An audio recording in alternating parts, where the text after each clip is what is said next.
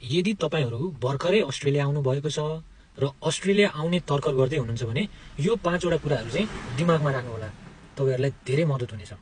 Number 1, Australia आएपछि आफ्नो साथीभाइ, दाजुभाइ, आफन्तहरुसँग बस्नै हुँदैन अनलेस तपाईको आफ्नै दाइ हुनुहुन्छ, आफ्नै दिदी हुनुहुन्छ, आफ्नै फ्यामिली मेम्बर, आफ्नै ड्याडी मम्मी हुनुहुन्छ भने त्यो डिफरेन्ट कुरा हो। नत्र आफ्नो साथीभाइ अब परको रिलेटिभ्सहरुसँग बस्दै नबस्नु होला। किनभने तपाईहरुको दाजुभाइ, काका काकी, आफ्नो आफन्त रिलेटिभ्सहरु उहाँहरुको आफ्नै जिम्मेवारी हुन्छ, उहाँहरुको आफ्नै रेस्पोन्सिबिलिटी हुन्छ। उहाँहरुले घरै किन्नु भएको छ भने पनि, उहाँहरु यहाँ 10-12 वर्षै बस्नु भएको छ, 20 वर्ष बस्नु भएको छ भने पनि 90% एन्ड मोर उहाँहरुको आफ्नो रेस्पोन्सिबिलिटी हुन्छ। उहाँहरुको आफ्नो काम हुन्छ हैन, 5-6 डेज उहाँहरुको काम होला, उहाँहरुको फ्यामिलीको रेस्पोन्सिबिलिटी होला। अब उहाँहरुको घर छ भने उहाँहरुको मोर्गेज तिर्नु पर्ला र तपाई त्यहाँ एड हुनु भइसकेपछि उहाँहरुको लागि बोझ थपिन्छ र रेस्पोन्सिबिलिटी थपिन्छ। अनि उहाँहरुले तपाईहरुको लागि केही गर्न नसक्ने पनि हुन सक्नुहुन्छ हैन, किनभने उहाँहरुसँग समयको अभाव हुन सक्छ। सँगै बसिसकेपछि धेरै कुराहरु आउँछ हैन। सबैजनालाई म पाएँ भन्ने कुरा त थाहा नै होला। म पाएँ भनेको चाहिँ के भने मैले जस्तो अरु कसैले पनि गर्दैन, त्यो कुरा चाहिँ यहाँ सबैमा लागू हुन्छ। अब एक दिन तपाईको साथीलाई अथवा तपाईको रिलेटिभ्स कसैलाई घर क्लिन गर्न मन लाग्ला, त्यो दिन उसको सानै बेग्लै हुन्छ। यो घर त मैले मात्र क्लिन गर्छु, अनि त्यो दिन तपाईलाई भन्न पनि सक्छ उसले, तिमीले पनि अलिकति ध्यान दिऊ, अलिकति क्लिन गर भनेर। त्यति बेला यु विल फिल ब्याड हैन। यस्तो काइन्ड अफ सिचुएसन धेरै आउँछ। बरु $150 एक्स्ट्रा तिर्ने तर एक्लै बस्ने। नम्बर 1 मा यो ध्यान दिनुपर्ने कुरा है।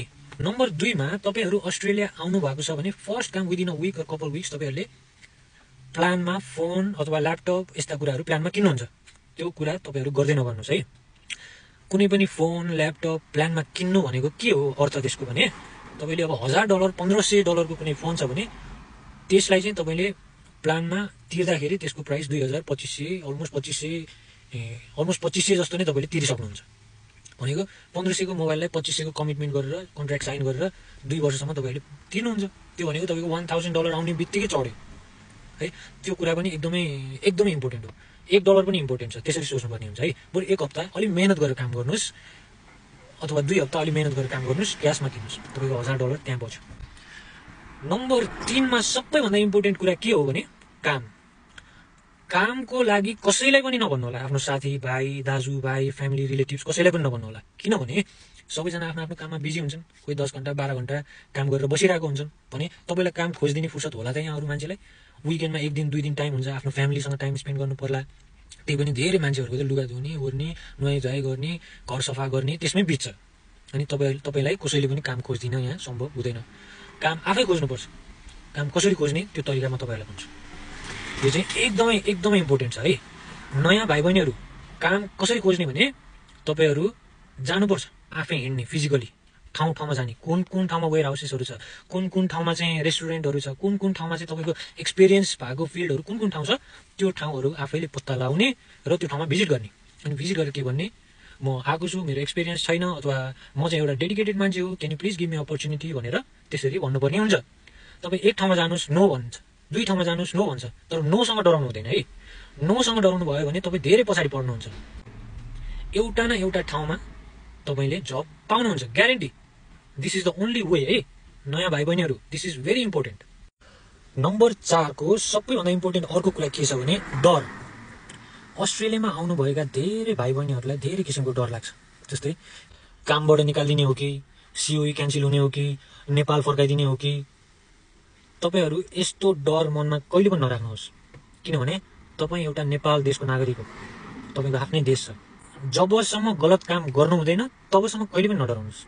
कुनै इलिगल काम नगर्नुस् हैन, इलिगली गाडी नचलाउनुस्, इलिगल सब्स्टेन्सहरु प्रयोग नगर्नुस्, कसैलाई हात नलगाउनुस्। यति कुराहरु ध्यान दिनुभयो भने तपाई कोहीसँग डराउनु पर्ने छैन। काममा, कलेजमा, कुनै पनि ठाउँमा डर भन्ने कुरा आफ्नो मनमा कहिले पनि नराख्नुस्। तपाईं हो फर्स्ट अफ अल तपाई एउटा ह्युमन बीइङ हो है। अनलाइक एभ्रीबडी, सबै ह्युमन बीइङलाई सर्भाइभ हुने, प्राइडका साथ बाँच्ने इक्वल राइट छ सबैलाई। त्यही भएर कुनै पनि कुरामा नडराउनु होला। जहिले पनि आफ्नो लागि स्ट्यान्ड हुनु होला। म यहाँ स्ट्यान्ड भयो भने त मलाई कामबाट निकाल्दिन्छ भन्ने मेन्टालिटी पनि नराख्नु होला। यदि तपाईले आफ्नो स्ट्यान्ड लिएर तपाईलाई कामबाट कसैले निकाल्दिन्छ भने अथवा त्यो कारणले कसैले कामबाट तपाईलाई निकाल्छ भने उसले तपाईलाई ह्युज अमाउन्ट अफ मनी तिर्नुपर्ने हुन सक्छ। त्यो मात्र हैन, अस्ट्रेलियामा धेरै दिदी बहिनीहरुले त असल्ट पनि भोग्नु परिरहेको हुन्छ। तर काममा धेरै मिसबिहेभ पनि सहनु परिरहेको हुन्छ। त्यस्तो कुराहरू कहिले पनि नसहनु होला। तपाईँहरू आफ्नो लागि स्ट्यान्ड अप हुनुहोस्, आफ्नो लागि आवाज उठाउनुहोस्। सबै कुराको इन्भेस्टिगेट गर्नको लागि डिफ्रेन्ट डिपार्टमेन्ट हुन्छ, त्यसैले कुनै पनि कुरामा डराउनु पर्दैन है। तपाईँहरू विचार गर्नु होला। लास्टमा सबैभन्दा इम्पोर्टेन्ट कुरा चाहिँ के हो भने एकअर्कालाई हेल्प गर्नु होला। तपाईँहरूको साथी भाइ कोही आउँदैछन् र तपाईँले कुनै अपर्च्युनिटीहरू छ, राम्रो अपर्च्युनिटी छ भने why not help each other, why not lift each other, होइन? एकअर्कालाई राम्रो पोजिसनमा बिल्डअप गर्दै गर्दै गर्दै यो कन्ट्रीमै हामीले चाहिँ राम्रो नाम राख्नुपर्ने हुन्छ। तर एकअर्काको खुट्टा तान्ने, जब एउटा क्लिनिङ जब, किचन ह्यान्ड जबमा पनि यसले पैसा कमाउला, यसलाई किन आवर दिने भन्ने त्यस्तो मेन्टालिटी राख्नुभयो भने हामी कहिले पनि अगाडि बढ्न सक्दैनौँ। हाम्रो देशको नाम कहिले पनि राख्न सक्दैनौँ। हाम्रो देशको नागरिकहरूको स्ट्याटस कहिले पनि अपलिफ्ट गर्न सक्दैनौँ हामीले। सबले हामी नेपालीलाई हेर्ने नजर एउटै हुन्छ। त्यसैले एक अर्कालाई हेल्प गर्ने, अपलिफ्ट गर्ने र राम्रो राम्रो पोजिसनमा सबजना बस्नुपर्ने हुन्छ।